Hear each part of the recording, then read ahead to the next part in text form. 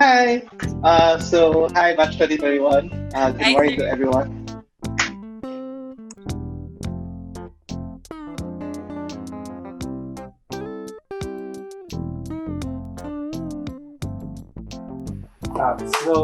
Today, what we're going to do is that requested by the Yearbook Council.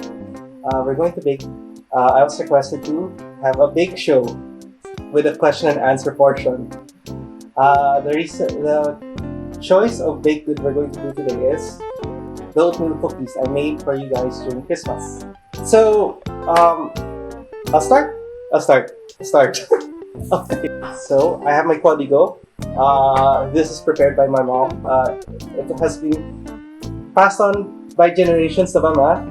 No, it's just something got from the internet. So, the first one, the first three ingredients we'll use is butter. So, baking butter for the three cameras that are set here. I'll start putting it in. Please don't judge me, man, as a baking club. Oh my gosh. Hi, Nicole. Hi, Andrea. I know you guys will judge me. When did I start baking? College. Pang-impress ng girls.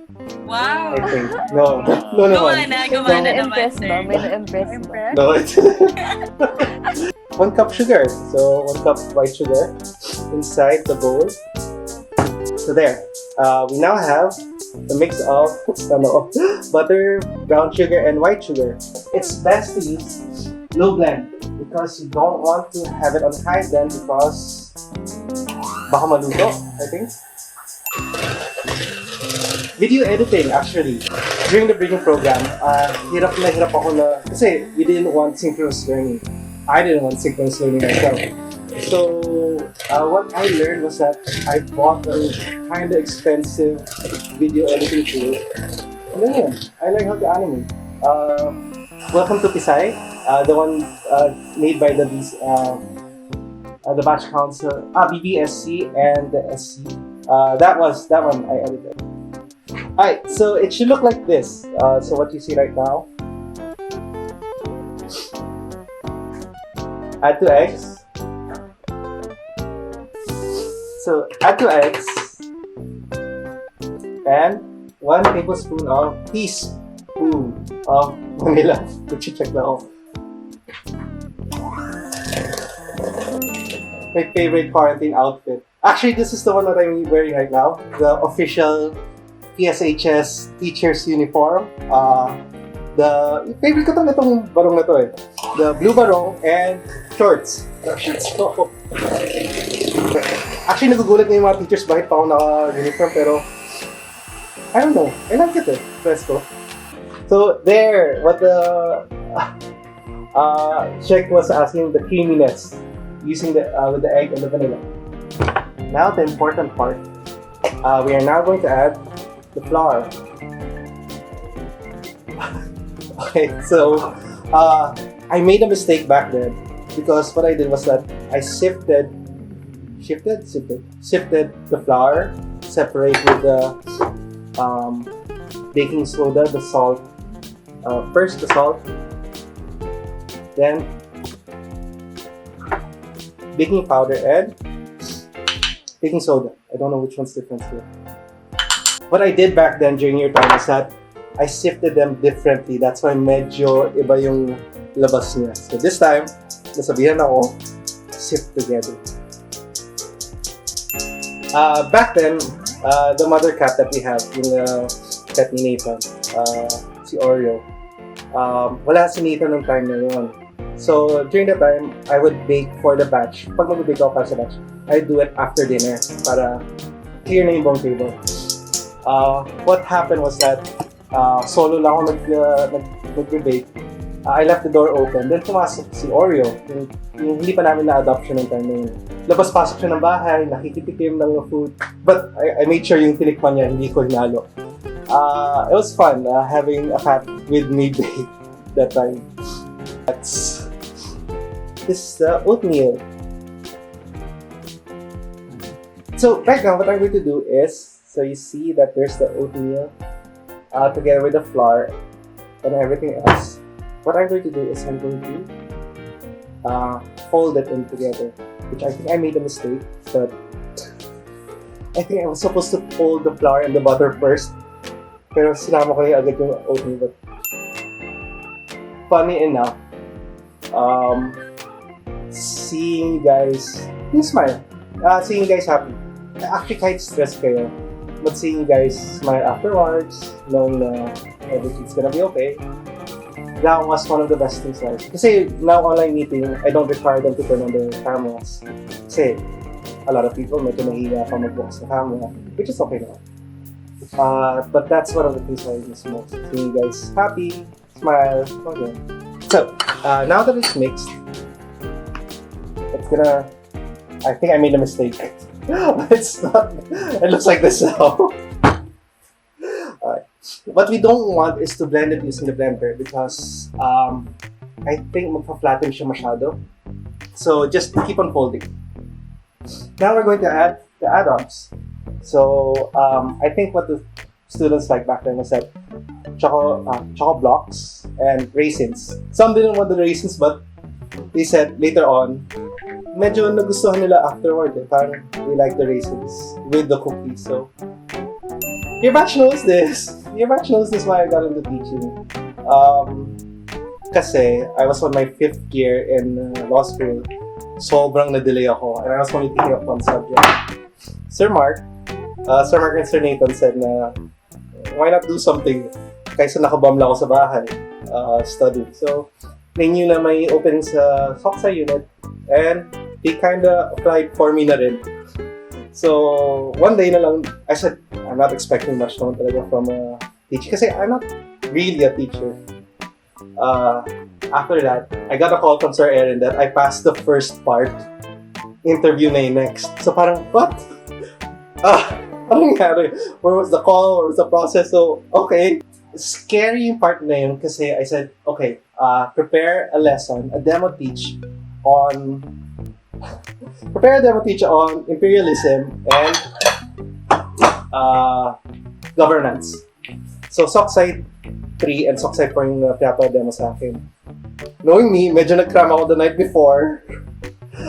Saka lang ko lang ginawa yung presentation the night before. Sabi, okay, I think I can BS this lecture. Medyo kaya ko naman. Pagdating ko sa room, oh my gosh, nag-introduce yung mga teachers. May taga-College of Law, so Charles. May mga masters in history. May doctor, si Doc Cristobal. Sabi ko, oh no, I don't think I can BS this. Mahirapan ako. And true enough, mali yung ni-lecture ko kasi I thought imperialism in the Philippines, imperialism pala globally. I didn't know world history pala ituturo ko. So, I don't know how I passed it. Ano lang, I guess dahil kapatid ko na, may plus points dahil kapatid ko si Sir Nathan at Sir Mark, Sir Carson. So, now it looks like this. Alright, so, like that, folded, and everything else. So what I'm going to do now is I'm going to put it on the baking tray with the baking sheet. Make sure you have a baking sheet. Sir, that is like saang level siya nilalagay sa oven? Kasi I can't get it. I put it at the middle. Kasi ako din hindi ako sure kung saan banda dapat ilalagay. I made a mistake back then. I think it was last year because with the new oven, I placed one on the top, one on the bottom. Iba yung luto niya. So, I spent most of the time, I really spent the whole night baking. Like, di ba during periodic exams yan, eksaktong pag mag-prepare yun saka lang akong paalis para ihatid yung cookies. So, wala pa akong tulog sa lagay na yun. So here, if you can see it, it's what I do is 4x3. And then later on, we're going to top it off with a topping ng chocolate chip cookies para medyo maganda yung presentation niya. Yeah, dito. Sir, paano maging crush ng crush ko? I keep on answering that. I specifically answered that to you during Valentine's Day. I remember. Be yourself. Just be yourself. I mean, the easiest thing talaga kasi the hardest thing is always putting your best foot forward in a relationship. I've learned that that's not always supposed to be the case. Just be honest. And if they like you, if they like your honesty, that's good. Because later on, if you just keep on putting your best foot forward, things start to crack it. And you're not who you really are. So, Sir, yeah. what if they don't? If they don't, then maybe that's not the person for you. Paano maka 9 years? Oh my gosh. It's very hard. Honestly, it's very hard. It's very hard, but... Why am I people saying very hard? Baka pagalitan pa ako ng girlfriend ko. It's really work. You really have to work this together. And you have to adjust to each other's needs. Yun lang. That's actually the best thing that I can think of. Kasi they say there's such thing as 7-year hump. I'm not sure. Everything changes at 7 years. Itch, yeah. And I think we had that because a lot of things changed from the first time we met. But later on, we kind of accepted that we know that we were going through this change, and we still accepted each other despite the changes. So one of the hardest things that I had to adjust was K-pop because I had to try to follow up with the trends. Originally, I'm into J-pop before. Then I shifted out batch 2020, introduced me pentatonics, then I had that pentatonics phase. Then everything else, yun. But K-pop, it's kind of hard dahil ang gagwapo nila eh. So, I feel bad every time she gushes over the boys. And then ako lang, me, what about me? So, now, you can see on the baking sheet. I'm not sure if you can see it. I can't tilt it kasi it's slide siya. What I'm gonna do is that, here are the chocolate chips. What I'll do is that I'll top them off, usually 2 or 3 chocolate chips per cookie so that it kind of looks nice when it comes out from the baking. Worst baking experience. Instead of vanilla I bought from the store, I accidentally bought root beer extract. So, I was wondering, why does it smell so strange? And I really hate root beer. As in, ayoko. Then I checked the label. Oh, kasi it was 50% off. Yun yung kinuha ko agad. 50% off. I didn't check the label. So, but Nina, she really loved root beer. So what she did was that she took that batch and then she gave it to her workmates. Natuwa naman sila. So, yay, it didn't go to waste. One thing that I always wanted to teach one thing I always taught to my homeroom students, and Hannah, was that always learn to see the perspective of things. You have to look at things proactively. Kasi yes, you can react all the time you want. The thing is, you have to learn that sometimes they have consequences. And if you lose your control, there's a lot that you lose. That's why idol ko talaga lagi si Sir Tarsi. Can you imagine? He can actually control all of his emotions. Like, sabihan niya ng joke, he knows when to laugh. As in, planado yung tawa niya. Gulatin niyo siya, hindi siya magulat. Siguro kaya concise siya. Ina-update niya yung AI niya.